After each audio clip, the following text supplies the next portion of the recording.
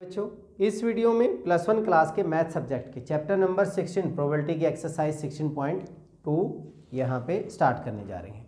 यहाँ पे हम कुछ डिस्कस करेंगे इवेंट्स और अलजेब्रा ऑफ इवेंट्स के बारे में। इवेंट्स, अगर हम कोई एक्सपेरिमेंट करते हैं तब हमने पिछले एक्सरसाइज में सैम्पल स्पेस के बारे में पढ़ा है। S is denote as sample space. मान लीजिए मैंने 2 कॉइन्स फेंके। अगर 2 कॉइन्स फेंके तो हमारे पास सैम्पल स्पेस क्या क्या बनेगा? HH, HT, TH, TT, ये हमारा सैम्पल स्पेस।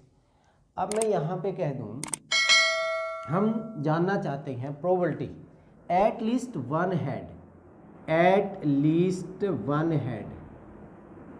हेड की हम प्रोबेबिलिटी जानना चाहते हैं। तो एटलीस्ट वन हेड में हमारे पास क्या क्या होंगे? HT भी होगा, TH भी होगा एंड HH भी होगा।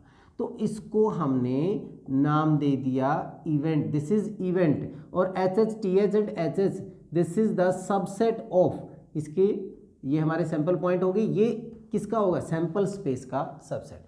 कोई और भी ले सकते हैं हम, इससे रिलेटेड जितने भी, इसके जितने भी सबसेट होंगे किसी भी सैंपल स्पेस का, every subset is an event of that experiment.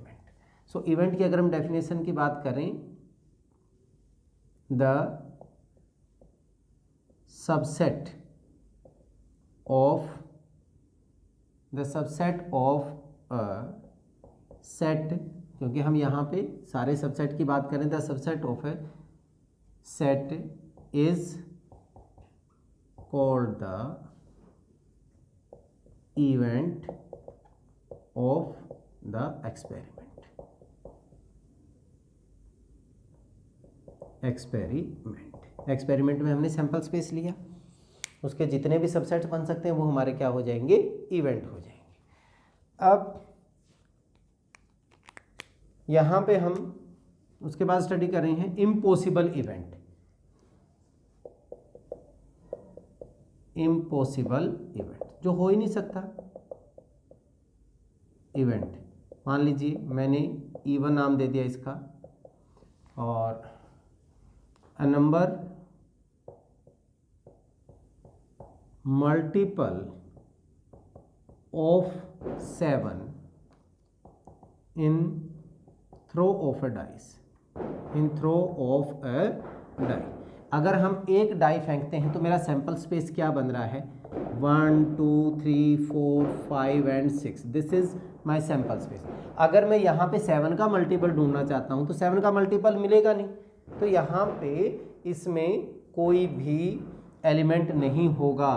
Then E1 is, इसमें कोई एलिमेंट नहीं है, 5 हो गया, एलिमेंट नहीं है। So this is impossible event, जो हो ही नहीं सकता, that is called impossible event. अगर हम श्योर इवेंट की बात करें, श्योर इवेंट, इसी में अगर हम एक डाई का लेके चल रहे हैं तो E2 नाम दे दिया मैंने इसको। Numbers comes up even or odd in throw of a die। एक डाई अगर हम फेंक रहे हैं, या तो इवन और ओड की हम निकालना चाहते हैं, तो 1 2 3 4 5 6 में या तो इवन आएगा या फिर ओड आएगा। तो ये हमारे पास क्या हो गया? श्योर इवेंट्स, जिसमें सारे के सारे एलिमेंट्स आ जाते हैं, मतलब पूरा का पूरा जो सैंपल स्पेस है उसके equal, that is our sure event. Sample space सारा का सारा कवर हो जाए, वो हमारा क्या कहलाता है? Sure event. अब हम बात करें सिंपल इवेंट की। सिंपल इवेंट में,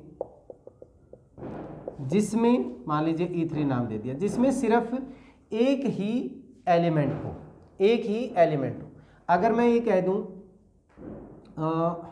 even प्राइम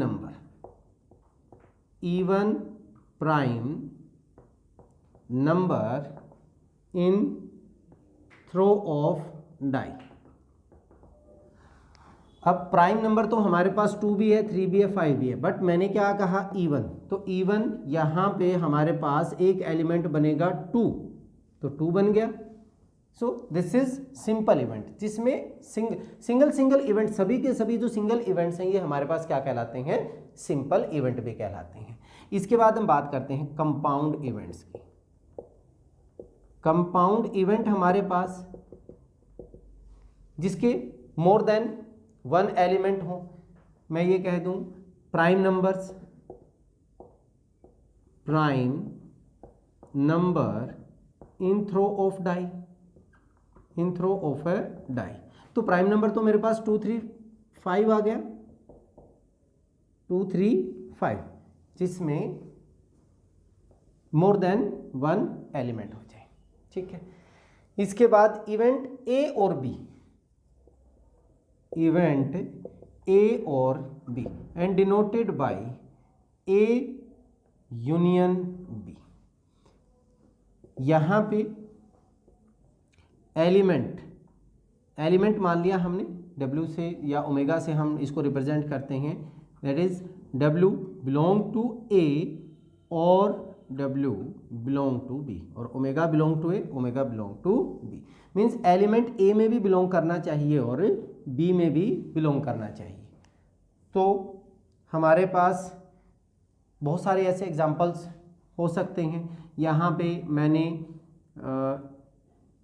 क्या लिया, मान लीजिए E5 में ले लेता हूँ, E1 नंबर्स का 2 4 6 हो गया, एंड E6 हमारे पास हो गया 2 3 5।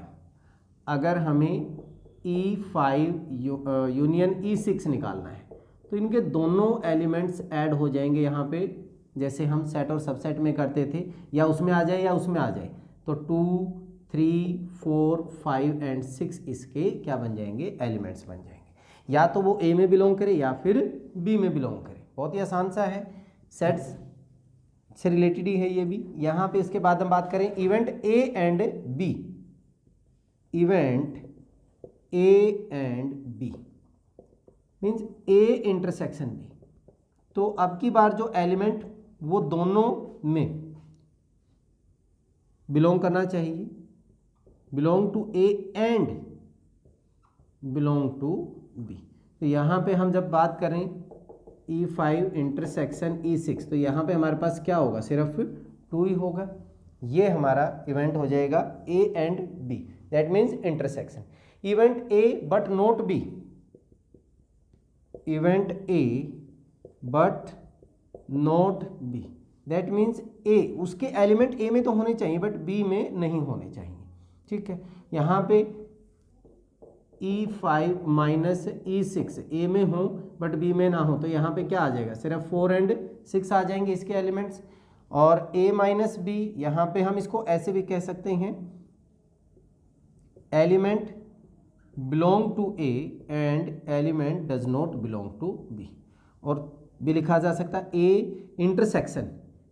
इंटरसेक्शन B का कॉम्प्लीमेंट, B का कॉम्प्लीमेंट।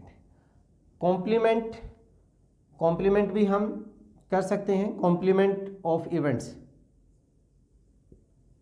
Complement of events. तो अगर मान लीजिए ए का कॉम्प्लीमेंट यहाँ पे क्या हो जाएगा, बिलोंग टू वो एलिमेंट किस में, मान लीजिए मेरे पास ये सैंपल स्पेस है 1 2 3 4 5 6, तो E5 का अगर मैं कॉम्प्लीमेंट लूँगा तो मेरे पास कितना हो जाएगा 1 3 5, उसमें नहीं बिलोंग करना चाहिए, ठीक है।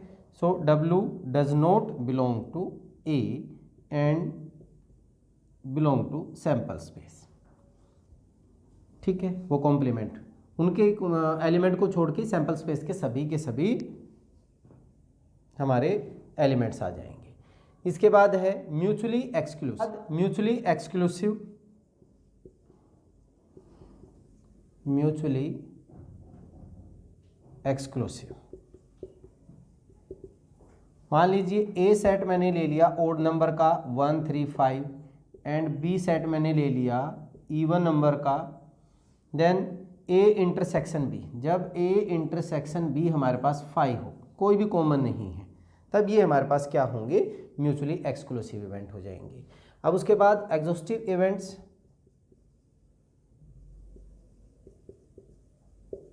इवेंट्स, मान लीजिए ए ले लेता हूं मैं, यहाँ पे मैंने ले लिया 2 5, बी सेट ले लिया मैंने 1 3 एंड सी सेट मैंने ले लिया 4 6।